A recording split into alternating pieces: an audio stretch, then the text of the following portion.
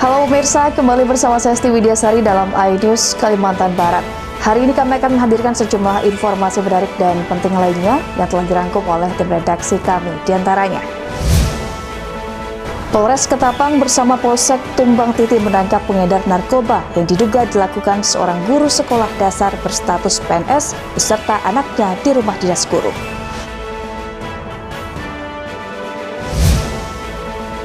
Tim penertiban pajak daerah melaksanakan penertiban pajak reklame di wilayah Kecamatan Pontianak Utara.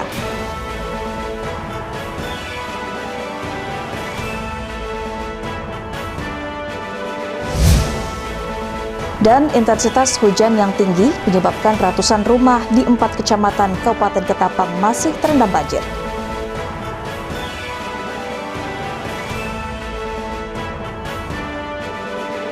Pemirsa, itulah tadi 3 cuplikan dari sejumlah berita yang akan kami sajikan untuk Anda dalam iNews Kalimantan Barat.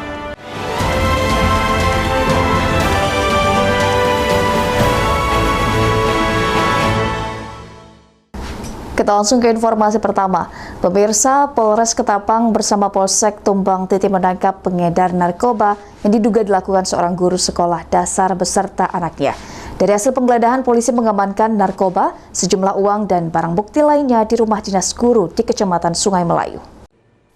Kedua pelaku merupakan ibu dan anak yang tinggal di rumah dinas guru.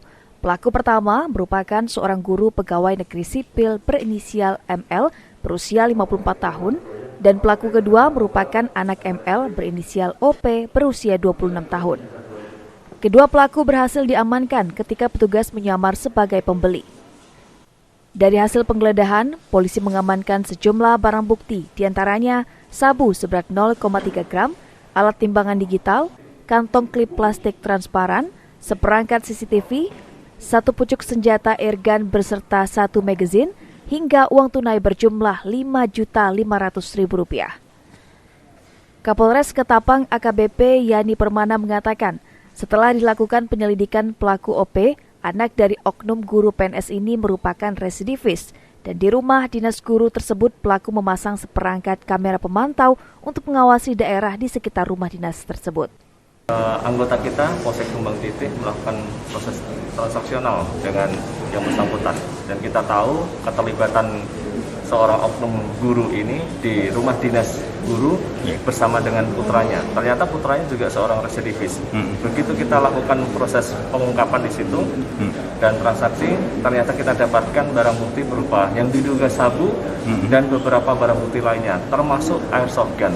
Nah, kita perlu sampaikan di sini bahwa di rumah dinas itu juga dipasang CCTV oleh putranya, sehingga untuk mengetahui gerak-gerik orang yang ada di luar ini.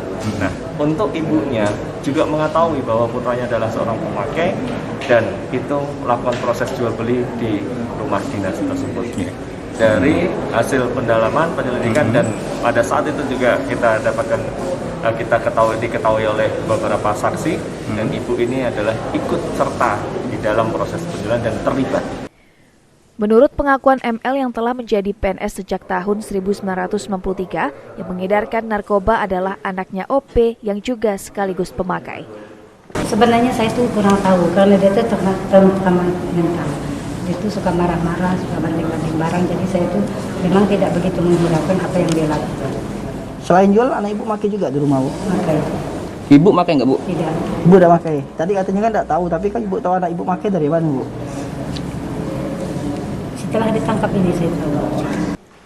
Pelaku OP, anak dari pelaku ML, mengatakan ibunya memang tidak tahu bahwa dirinya mengedarkan narkoba, dan pelaku OP juga mengatakan ibunya tidak pernah memakai narkoba yang diedarkannya. Baru 3 bulan, Pak. Baru 3 bulan. Itu pun untuk pakai. Untuk pakai. Iya. Sebelumnya pernah masuk juga ya? Iya, Pak. Itu kasus apa yang sama? Narkoba. Jualan atau pakai? Pakai, Pak. Pakai. Bang, ini ibu sendiri emang udah tahu nggak Bang jualan? Enggak tahu. Nggak tahu. Iya. Kalau pakai? Pakai enggak. Sementara itu, OP juga menjelaskan airgun yang ada pada dirinya digunakan untuk latihan menembak sekaligus anggota dari organisasi Perbakin. Dari Kabupaten Ketapang, Rosi Ulizar, iNews melaporkan. Tim penertiban pajak daerah melaksanakan penertiban pajak reklame di wilayah Kecamatan Pontianak Utara terhadap titik-titik objek pajak reklame yang hingga saat ini belum melakukan pendaftaran terhadap pajak reklame. Penertiban dilakukan agar masyarakat taat membayar pajak sekaligus membantu pemerintah Kota Pontianak meningkatkan pendapatan asli daerah. Tunggakan pajak reklame terutama pemilik usaha rata-rata bervariasi. Ada yang hitungan bulan hingga 1 tahun. Reklame yang akan jatuh tempo juga disampaikan surat teguran untuk segera memperpanjang pembayaran pajak reklame mereka. Penertiban pajak reklame ini bertujuan untuk meningkatkan kesadaran masyarakat untuk taat pajak, serta membantu meningkatkan PAD. Kepala Bidang Penyuluhan, Pengawasan, Pemeriksaan Pajak, dan Retribusi Daerah, Irawan Prayitno mengatakan, penertiban pajak reklame rata-rata per hari 50 titik reklame permanen. Selain itu, tim juga melakukan penertiban rutin terhadap reklame-reklame insidentil di seluruh wilayah Kota Pontianak. Jadi hari ini kita melakukan razia atau penertiban terhadap titik-titik reklame, objek pajak reklame yang sampai dengan hari ini belum melakukan pendaftaran terhadap pajak reklame dan terhadap reklame-reklame yang sampai saat ini belum melakukan perpanjangan pajak reklame. Jadi hari ini kita lakukan penertiban dalam rangka tertib pajak daerah sekaligus untuk mencapai tujuan terhadap pendapatan asli daerah.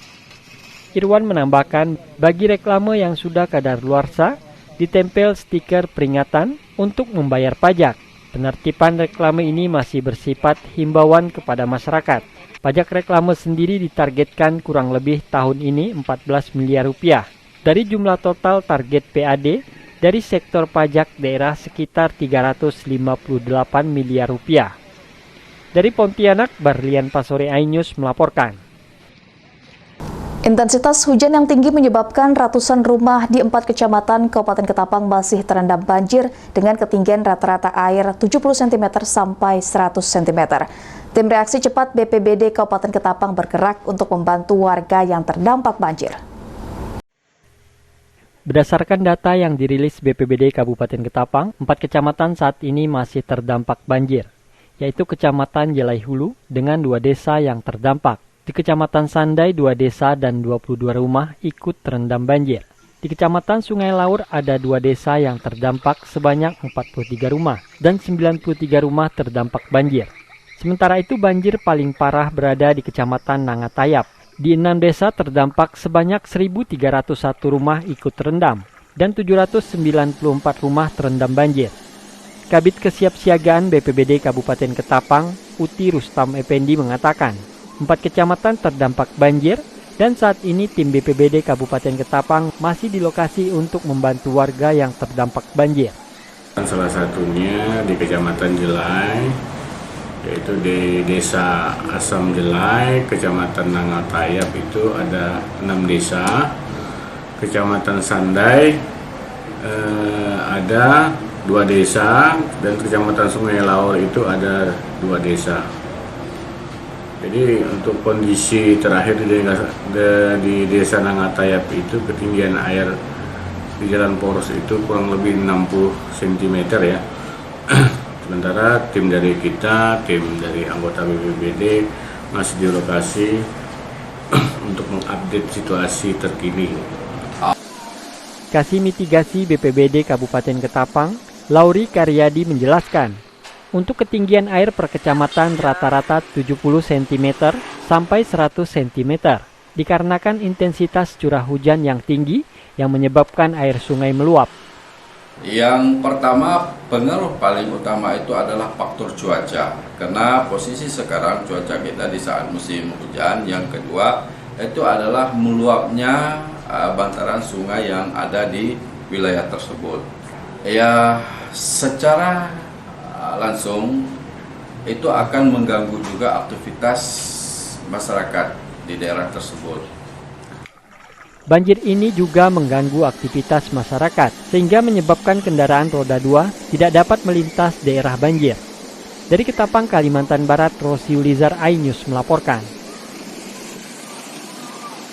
Panglima TNI dan Kapolri meninjau pelaksanaan vaksinasi di Kota Pontianak. Informasi akan hadir setelah yang satu ini, tetaplah bersama kami.